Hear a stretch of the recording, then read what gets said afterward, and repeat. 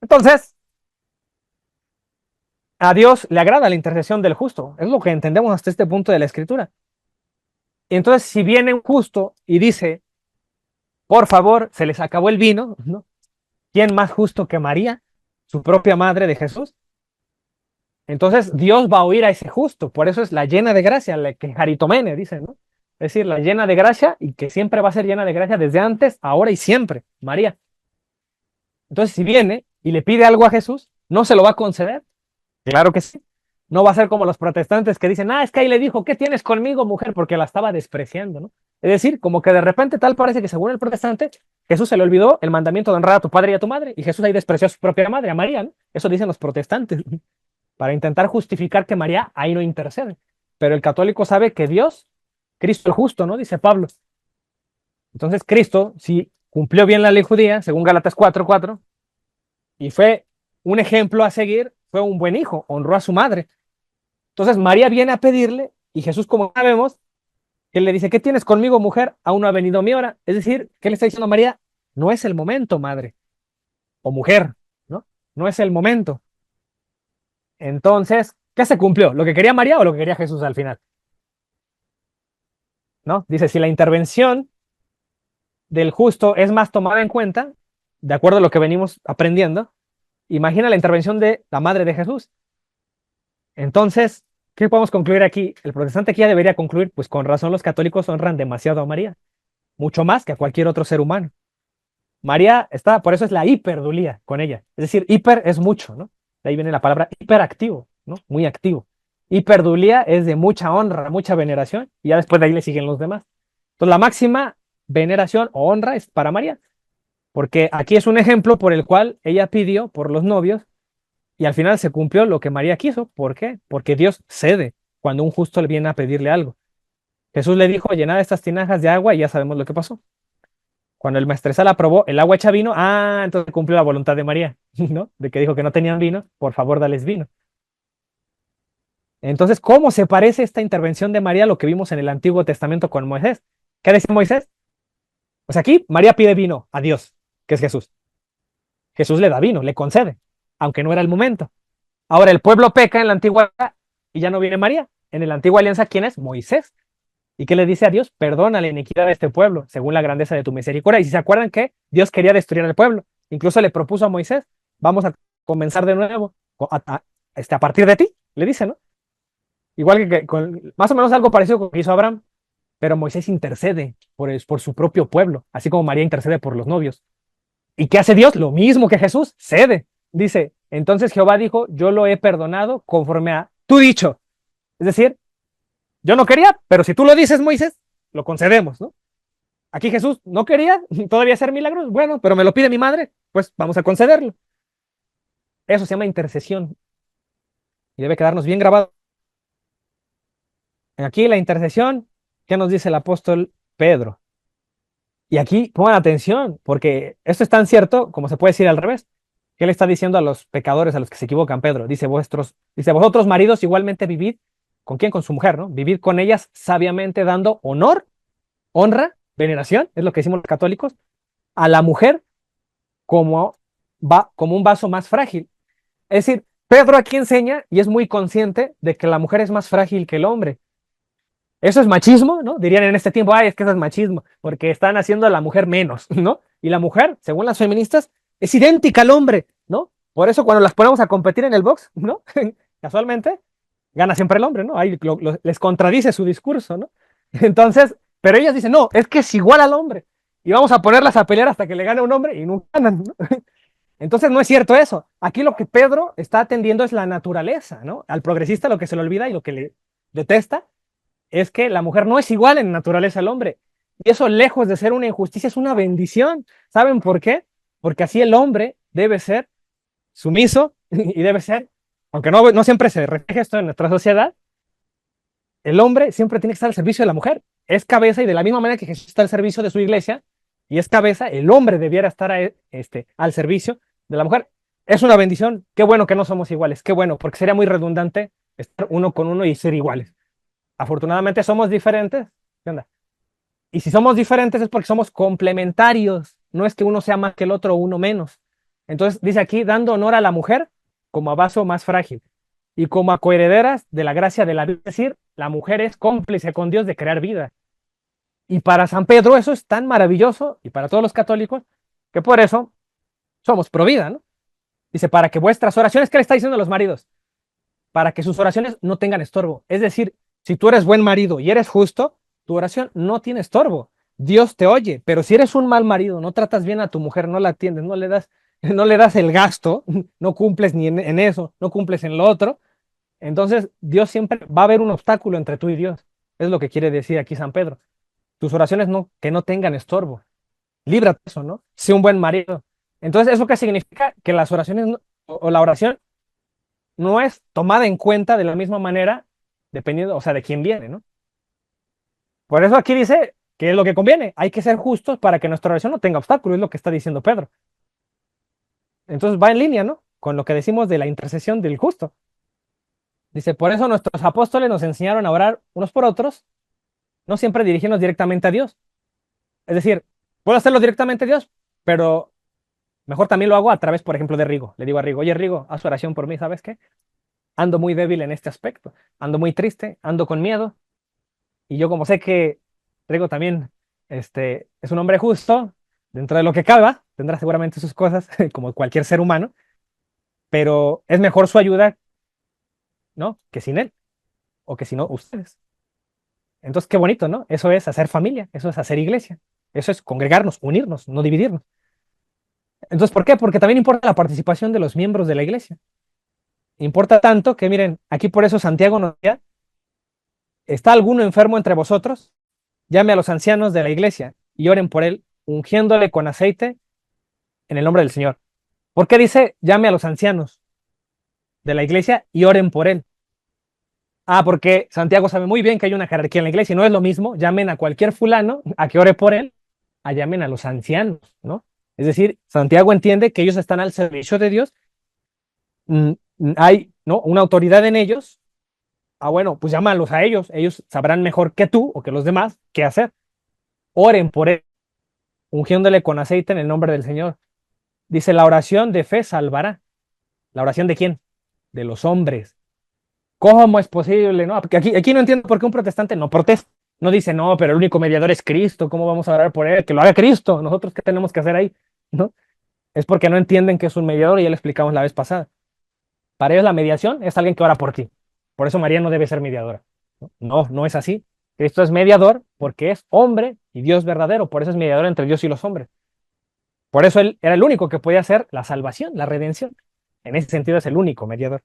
Dice que la oración de fe salvará al enfermo y el Señor lo levantará. Ah, entonces por la mediación de otros, de humanos, Dios lo levantará. Ah, entonces Dios le conmueve eso, Dios le gusta ver eso, que intercedamos unos por otros. Y si hubiera cometido pecados, le serán perdonados si los hubiese cometido. Y ya viene el versículo que les mencioné hace rato. Confesaos vuestras faltas unos a otros y orar unos por otros para que seáis sanados. La oración eficaz del justo puede mucho. Y fíjense que aquí en Hechos es lo que les digo, ¿no? Entonces, por eso es mejor cuando la oración es en grupo. En Hechos 12:5 dice, así que Pedro estaba custodiado en la cárcel, pero la iglesia hacía sin cesar oración a Dios por él. Ah, entonces dense cuenta que aún Pedro, siendo el príncipe de los apóstoles, aún siendo el que era más tomado en cuenta por Jesús, siendo por así decirlo el consentido de Jesús, aún él no podía solo con su oración en la cárcel. Tenía que haber más personas, toda la iglesia orando por él. Y eso es lo que hacemos al día de hoy. Hacemos eso siempre, lo hacemos en las misas. ¿Por quién? Por el Papa, por el obispo de la localidad, por nuestras autoridades, por los que estamos dentro de la iglesia y también los que estamos fuera y los que se salieron, ¿no? También oramos por ellos para que vuelvan a la plenitud. Dice entonces Pedro, volviendo en sí, dice ahí en los versículos adelante, dijo, ahora entiendo verdaderamente que el Señor ha enviado su ángel. ¿Se acuerdan que fruto de esas oraciones Dios envía un ángel para rescatar a Pedro? Dice, el Señor ha enviado su ángel. Y aquí quiero que vean esto. El protestante se le hace muy ilógico que acudamos a alguien que interceda por nosotros ante Dios. ¿Cómo acudes a María? ¿Cómo acudes a los santos? ¿Que no puedes tú hablarle a Dios directamente? Ahora, entonces que me expliquen a mí con esa misma lógica por qué Dios manda un ángel, por qué Dios no va directamente a salvar a Pedro. Así como nos dicen, no, es que ¿por qué necesitas de alguien más? Bueno, es más ilógico pensar por qué Dios necesita de un ángel, ¿no? Que Dios no puede. Entonces, o sea, es la misma lógica. Entonces, que le reclamen a Dios, que le pregunten a Dios, ¿por qué mandas ángeles? ¿No? Que le protesten a Él, ¿no? Así como nos protestan a nosotros. Es más lógico que yo necesite de alguien porque soy un ser humano, pues necesito de otra persona. Pero ¿por qué Dios, siendo Dios, necesita de un ángel? ¿Para qué manda un ángel? Bueno, no es que Dios no pueda, Dios puede hacer directamente ir para allá, pero a Él le parece bien mandar a un ángel y no vamos a estar en contra de eso, ¿no? No vamos a protestarle. Dice, y me ha librado de la mano de Herodes, mandó a un ángel. Ah, entonces de Dios, para nosotros si hay una inmediación por un ángel. Y de nosotros hacia Dios puede haber, si queremos, ¿no? Un intermediario que puede ser algún justo, algún santo con su oración. Dice, pero él haciéndoles con la mano señal, dice unos versículos adelante, ¿no? Explica esto que quiero subrayar. Con la mano señal de que callasen, les contó, fíjense, cómo el Señor le había sacado de la cárcel. ¿Cómo? Entonces, ¿quién lo sacó, el ángel o Dios? Porque aquí dice que mandó un ángel.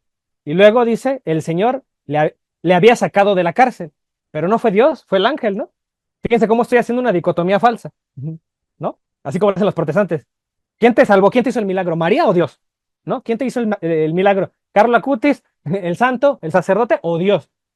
Porque te quieren obligar a que digas que Dios, ¿no? Para que desprecies a María y desprecies a los santos. Bueno, yo los invitaría a los protestantes que hagan ese mismo cuestionamiento a Pedro. ¿Quién lo salvó? ¿Quién lo sacó? ¿El ángel o Dios? Pues es falso, no se puede dividir. Es como decirle a un niño, ¿amas a tu mamá o a tu papá? No, pues te va a decir a mi mamá, ah, entonces detestas a tu papá, lo odias, ¿no? Entonces no puedo poner en esa dicotomía a un niño. Ah, bueno, entonces no hagan lo mismo con los católicos, porque no vamos a aceptar eso. No es o María o Cristo, ¿no? O Dios o el Papa, ¿no? O la fe o las obras, o las imágenes o Dios, ¿no? No, es que son todas juntas. Y eso es lo que el protestante no es capaz de ver. Como le hicieron pues esa falacia, ese lavado de cerebro, les dijeron, o es una cosa o es la otra. Pero no son capaces de ver que son las dos cosas al mismo tiempo. Es el ángel y Dios. Dios se vale de un ángel, ¿no? El pincel de su obra es el ángel, el pincel. ¿Y su obra qué fue? La liberación de Pedro. Entonces no podemos ponernos siempre en ese juego de una cosa o la otra, son las dos. Entonces aquí es como algunos herejes decían, o Cristo es Dios o es humano, pero no puede ser las dos cosas. ¿Pero por qué no pueden ser las dos cosas? Entonces ahí surge el dogma de la unión hipostática, ¿no? Que viene del concilio de Éfeso, que Dios es verdadero hombre y verdadero Dios. Entonces el protestante acepta eso, ¿eh? Que Dios es verdadero Dios y verdadero hombre, porque en la escritura hay versículos que dicen que es Dios y versículos que dicen que es hombre. En lugar de ponernos a decir o es uno o lo otro, pues tomamos los dos juntos, ¿no? ¿Por qué no hacen lo mismo con la fe y las obras? Si hay versículos que te dicen que hay un juicio de obras y la salvación también es por fe y la salvación también es por obras, ¿por qué no toman las dos juntas como es el católico? Ah, no, solo la fe y me olvido de las obras, aunque la Biblia diga que también hay obras que salvan, ¿no? Entonces eso es deshonesto y no es ser consistente, ¿no? Con lo que enseña la Escritura. Entonces vamos a quitarnos estas dicotomías que van a ser súper abundantes a la hora de hablar de los santos. Y fíjense, por ejemplo, que ahí en 1 Timoteo 2, por eso San Pablo insiste. Ya lo leímos, ¿no? La vez pasada. Exhorto ante todo a que se hagan rogativas, oraciones, peticiones y acciones de gracias por todos los hombres. Háganlo, no lo dejen de hacer. Que no venga un protestante a decir, no, directamente con Dios. No, hagan uno entre ustedes. Entonces ya sé que van a decir, no, pero los demás están muertos, ¿no? Y van a insistir siempre en que porque ya estás muerto ya no puedes pedir por alguien más. Entonces, según un protestante, como que cuando te mueres te haces egoísta, ya te olvidas de los vivos y solo te importa estar en presencia de Dios y no pides por los vivos, aquellos que importan, ¿no? Según un protestante parece que esa es su lógica. Pero sabemos que no es así. Fíjense que incluso San Pablo dice que esto es agradable, dice esto es bueno y agradable delante de Dios, nuestro Salvador. Y ahí en 2 Timoteo también, incluso el mismo San Pablo se pone de ejemplo. En 2 Timoteo, en el capítulo 1, cuando empieza, ¿no? Esta carta dice, doy gracias a Dios, al cual sirvo desde mis mayores con limpia conciencia. Dice, de que sin cesar me acuerdo de ti. ¿A quién le dice? A Timoteo, ¿no? Me acuerdo de ti en mis oraciones, noche y día. Ah, bueno, un protestante, de acuerdo a su lógica, lo que ellos entienden que es un mediador, pues entonces, pues habrá que ahí borrarle a la Biblia o a ver qué le hacemos, o que Timoteo ya no sea palabra de Dios, porque el único mediador es Dios, entre Dios y los hombres. ¿Qué hace San Pablo orando ahí y metiéndose en medio de Timoteo y Dios, ¿no? Entonces, no está bien comprendida esa definición de mediador si tú la entiendes así. Y ya, mil veces lo dije, si no, vean el video anterior, ¿no? ¿Por qué Cristo es mediador? Y lo sigue diciendo. Por ejemplo, en Primera Tesalonicenses, en el capítulo 5 verso 25, hermanos, orad unos por otros. En Filipenses 1 verso 19 dice, porque sé que por vuestra oración, ¿sí? La oración de ustedes, de los filipenses, su ministración del Espíritu de Jesucristo, esto resultará en mi liberación, ¿no? Como le pasó a Pedro, que estaba en la cárcel. Su liberación depende o es gracias también a la oración de ellos. La obra ya sabemos que lo hace Dios, pero es a través de sus representantes, a través de sus fieles, de sus justos. No los tenemos que separar de Dios, eso es lo que tienen que entender y vamos a insistir siempre. A pesar de que el protestante insista en que hay que separar el cuerpo de la cabeza, ¿no? En Efesios 6, por eso dice, allá cuando habla de la armadura del cristiano, ¿no? San Pablo, orando en todo tiempo, con toda oración y súplica en el Espíritu, y velando en ello con toda perseverancia y súplica, ¿por quién? Por todos los santos. Yo la otra vez escuchaba en un debate un protestante que decía, es que los santos no oran por nosotros. Aquí dice en Efesios 6:18 que nosotros debemos orar por los santos, ¿no? Pero se le olvidan los versículos donde San Pablo se dirige a todos los santos y él toma en cuenta a todos los de la iglesia. Y uno, como católico, siempre ha enseñado, desde el siglo I hasta ahora, que los santos somos todos los miembros de la iglesia, todos. No importa que ya te moriste, o sea, ya lo mencioné, ni la muerte te separa del amor de Cristo, los muertos es más, aman más. Lo ordinario es que ellos hagan oración por Dios, lo verdaderamente extraordinario es que aun pecadores como nosotros, Dios nos tome en cuenta nuestras oraciones siendo pecadores, ¿no? Entonces, eso es lo verdaderamente extraordinario. Lo ordinario es que los más justos, pues, son más tomados en cuenta por Dios. Entonces, aquí lo que está explicando San Pablo es que sí, nos incluimos dentro de los santos, pero hay que orar unos por otros, por todos, ¿no? Y en Romanos 15 se menciona lo mismo. Dice, pues ruego, hermanos, por nuestro Señor Jesucristo y por el amor del Espíritu, que me ayudéis orando por mí. Oren por mí. Ya sé que van a decir unos protestantes, bueno, ahí le escribe a los romanos, ellos estaban vivos. Tú le pides a los muertos, ¿no? Y van a seguir insistiendo en separar a los muertos de nosotros, aunque están en gracia de Dios. Orando por mí a Dios. Y ahorita lo vamos a explicar, ¿eh? También vamos a pasar a esa parte de cómo hay ejemplos de difuntos que están hablando con Dios.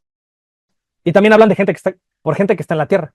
Y ahí se va a acabar esa única objeción que les queda al protestante de decir, bueno, pero es que ellos están, pero los muertos no pueden. Vamos a ver que sí pueden. Y aquí hay una pregunta que hay que hacernos. Por ejemplo, aquí en 2 Corintios 5:20, dice, así que somos embajadores en nombre de Cristo. A ver, si el mediador entre Cristo, ¿no? Entre Dios y los hombres es Cristo, ¿por qué Cristo necesita embajadores? Es la pregunta que debemos de hacernos. ¿Por qué necesita representantes? Y sabemos que funcionan así porque aquí dice, como si Dios rogase por medio de nosotros, ¿no? No, pero el medio debe ser Cristo, porque eres el mediador. Entonces, ¿cómo que San Pablo se incluye ahí dentro de personas que median entre Dios y los hombres? Como si Dios rogase por medio de nosotros.